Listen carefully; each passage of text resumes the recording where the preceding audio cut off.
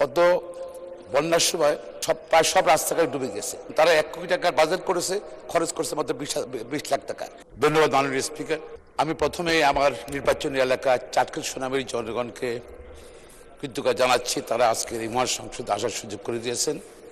আমি কৃতজ্ঞতা স্মরণ করছি সাবেক প্রধানমন্ত্রী বেগম খালেদা জিয়া, যিনি আমার ছাত্র জীবন থেকেই পথ নির্দেশক এবং গার্ডিয়ান হিসেবে ছিলেন। আমি ধন্যবাদ জানাচ্ছি মাননীয় প্রধানমন্ত্রীকে, যার নেতৃত্বে বাংলাদেশে বিএনপি 2/3 মেজরিটি পেয়েছে এবং বিগত 17 আন্দোলন সংগ্রাম করেছিল স্বৈরাচারের বিরুদ্ধে।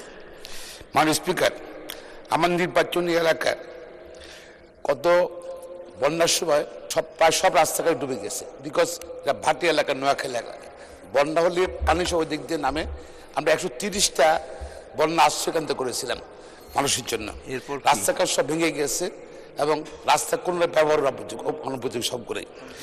এবং এই জন্য আমি মাননীয় স্থানীয় সরকার মন্ত্রীর দৃষ্টি আকর্ষণ করছি যেন অবিলম্বে আমাদের নির্বাচনী এলাকার চাটখিল সোনামুড়ি রাস্তাগুলো এবং পুনর্নির্মাণ করা হয়। পাশাপাশি এগুলো পুনর্নির্মাণ করা হয়েছিল বিগত সরকারের সময়, কিন্তু তারা 1 কোটি টাকার বাজেট করেছে, খরচ করেছে মাত্র 20 লাখ টাকা। 80 লক্ষ টাকা দুর্নীতি করেছে। এই ব্যাপারে তদন্ত দাবি করছি।